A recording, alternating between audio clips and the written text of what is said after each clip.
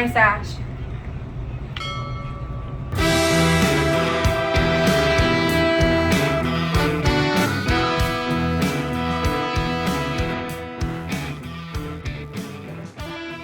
Alright, what's going on, guys? It's the Rugged Man here, and we have two special guests actually. We have my wife Crystal here who decided to join us, and then we have the one and only Travis. I'm hoping not to mess up. Pappenheim? That's right, Pappenheim. There we go. Okay, very good. From Altadis. This man is a professor. He's already schooled me, and I wish the camera was rolling. But maybe we can kind of bring up that topic. But before we even get into that, did you have anything, any introductory? Hi everybody, I'm Travis. Hey guys. All right. We're just gonna kind of jump to this because I had a question for him as soon as I came in. I saw him mention on this topic, and I gotta admit, I am a serial retrohaler. So I brought that up because I heard you say, you really should kind of slow it down, maybe 3 or 4 times throughout the whole process or something along those lines. Am I correct? Am I wrong? Maybe I pulled that. I think you're wrong. I think you added some numbers into that. Really? Yeah. In retrohaling, for those who don't know what retrohaling is really just taking a mouthful of smoke and allowing it to go past the fine membrane in the back, going through your nasal cavity and coming back out your nose. You're not inhaling it, but you're just running it past those membranes that really pick up a lot of flavor, but they don't get hit when you breathe in, only when you breathe back out. So they really help you heighten the flavor up quite a bit. Right.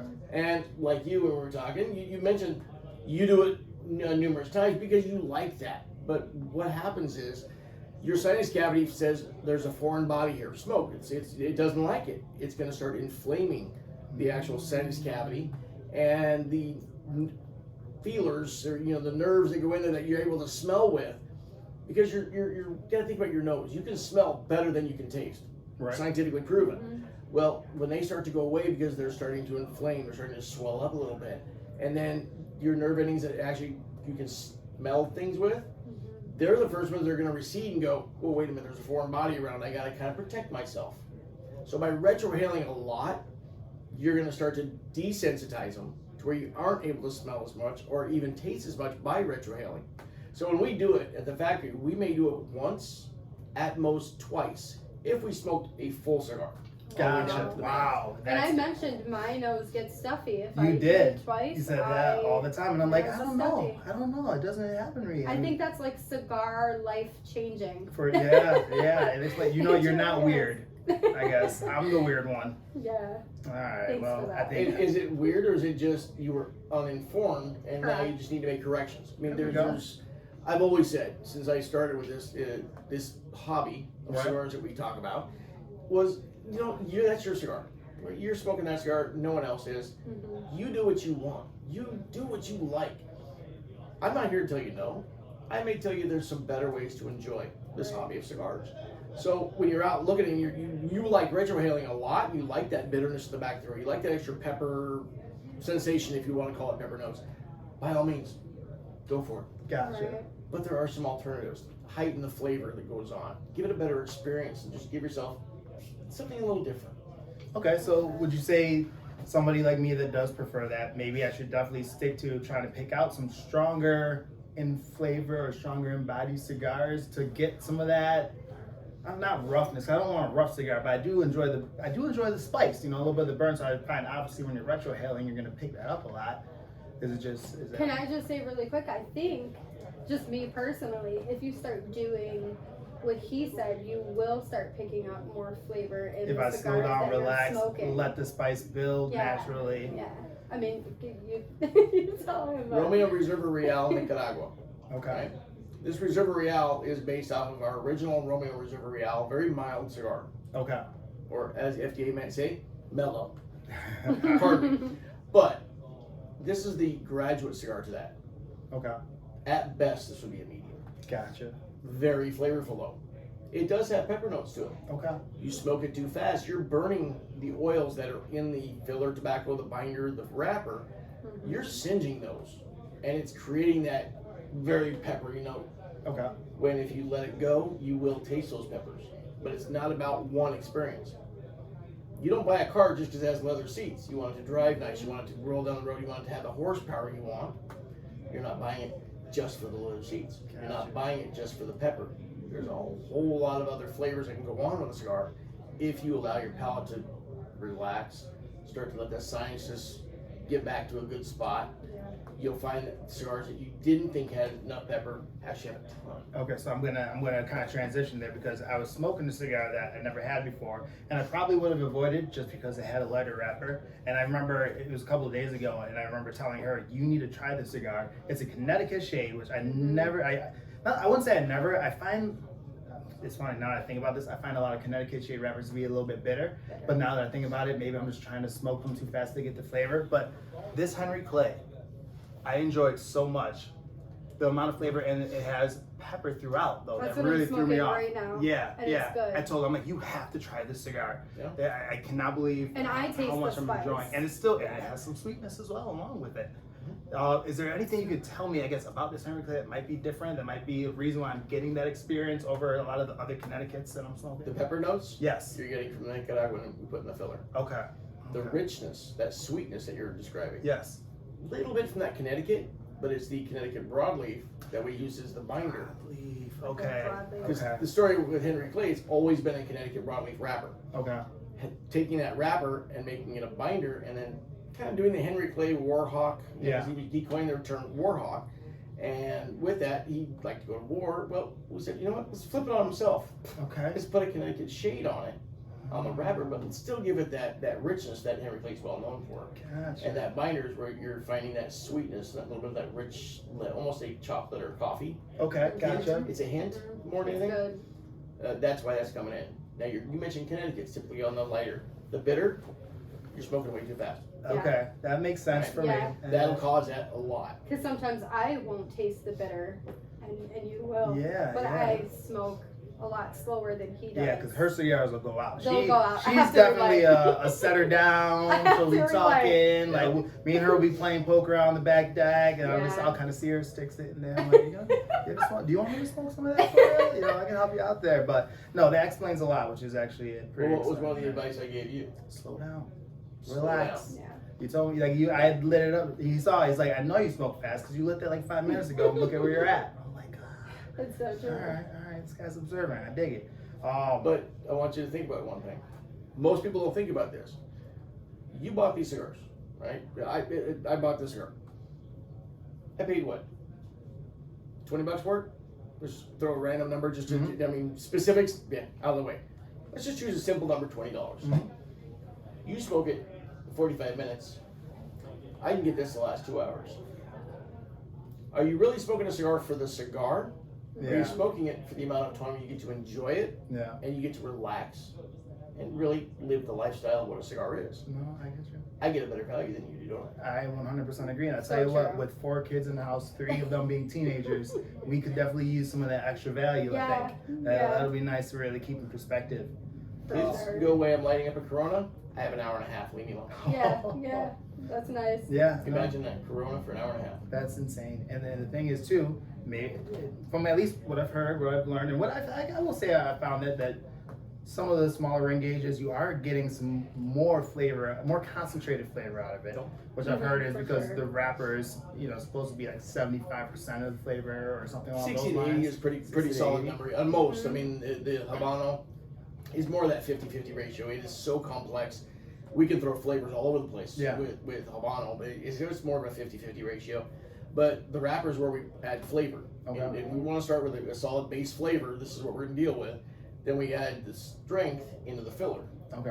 Plus the accentuation flavors, which will either tone down some of the flavors we don't want on that wrapper or highlight flavors in that wrapper. That's done with your binder and fillers. Okay. And then we can really manipulate with what part of the plant, what field we're getting it from, the fermentation, the cure.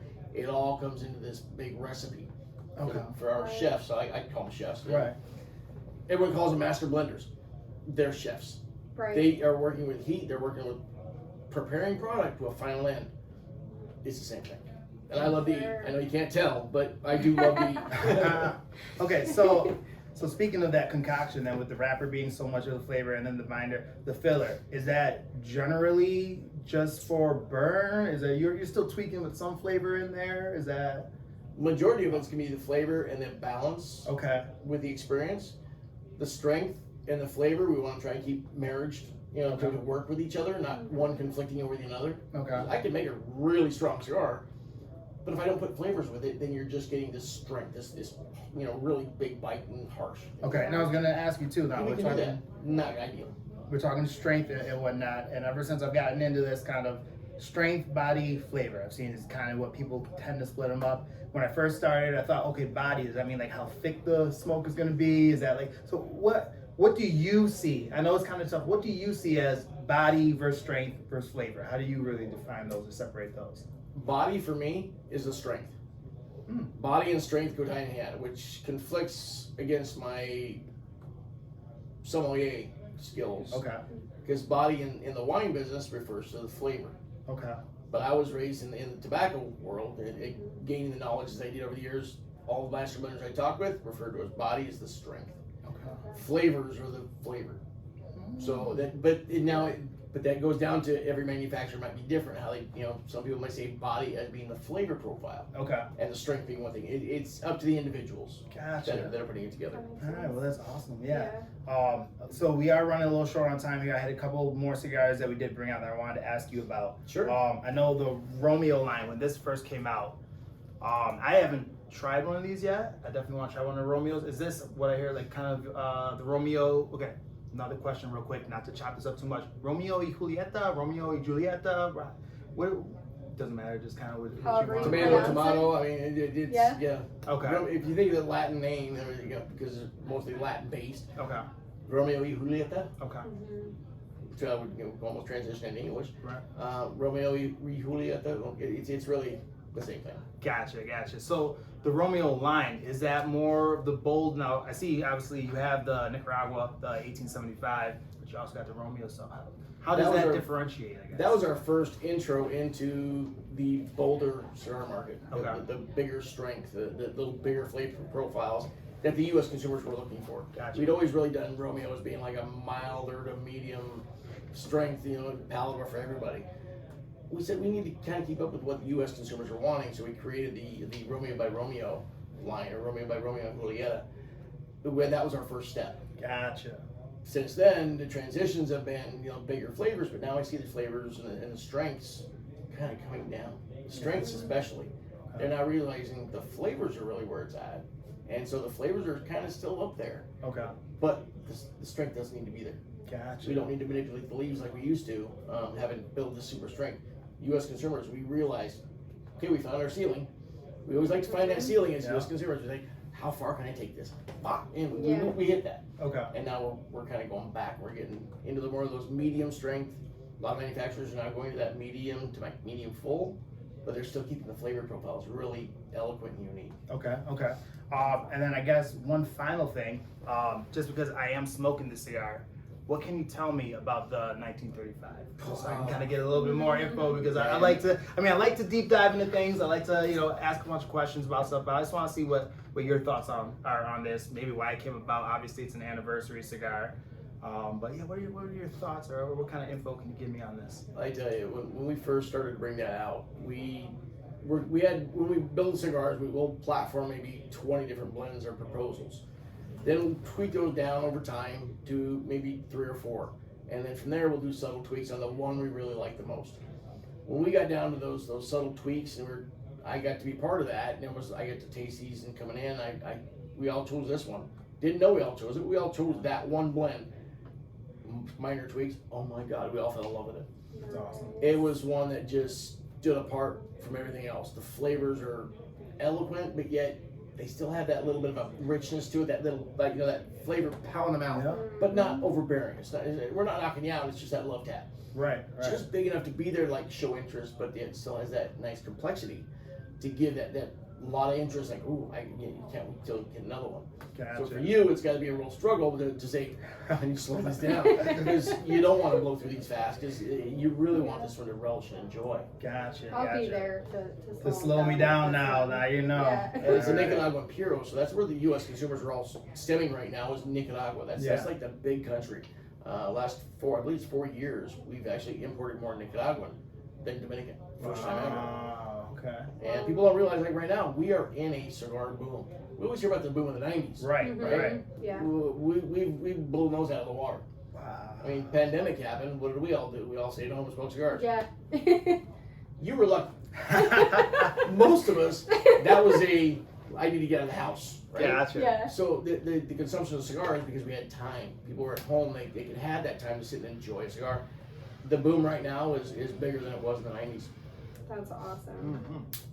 Well, I'll tell you what, look at this. My cigar actually went out because I stopped smoking for a little bit. So I slowed down. I think I'm already starting to learn my lesson a little bit there. The more you guys watch, the more he smokes. That means the less he's smoking because he's actually talking. So Yeah, look at that. Look at that. subscribe, watch, do Yeah, everything. Tell for all your sure. friends. Help me slow him down. Thank you very much. We would appreciate that here at Nice Ash. And Travis, I just want to say thank you very much. I appreciate Yeah, if you this. want to follow me on Instagram, what is Travis smoking? By all means, it's nothing fun and interesting, but I do share a little bit of my personal life in with what I do in cigars. Awesome. So Which All right. I It's a lot of was fun. gonna ask a quick question. What is Sure. your favorite part about your job? I know a lot of people don't understand the cigar community and don't Mhm. really get it and how it's kind of like we're like a family. What is your favorite part of your job? I would say first off, the cigars. I mean, it's Right. the passion that goes Yeah. into, and get to see those 200 hands, and every pair of 200 hands, from seed to finished product. The passion each one has just makes me fall in love every time I see it. That's a true passion for me. But beyond that, it's coming into a shop and not knowing who you're sitting next to. It could be a senator, it could be a guy that's a line worker in a union. You know, it doesn't matter. We all have that passion for cigars. So by sitting down, we can just have some great conversations about food and cars and sometimes sports, but that's still a touchy ground, right? I mean, especially in Buffalo, go Bills. But we have That's the all I'm respect for each other that I can say we might want to move on to another subject, and we move on because we all have that love of the leaf. For sure. Absolutely. All I right. love it. Yeah, All right, we DJ. appreciate you and talking Any other to us. questions? Or Oh, anything? that's it. All right. Thank you very much, Travis. We appreciate No, that. I thank you for having me on, guys. Great people. Follow them, and make sure you check out a Romeo and Julieta, Montecristo, H-Up in our aging room. And don't say I didn't warn you. You'll fall in love. Yeah, Absolutely. good stuff for All sure. right. You guys have a good one.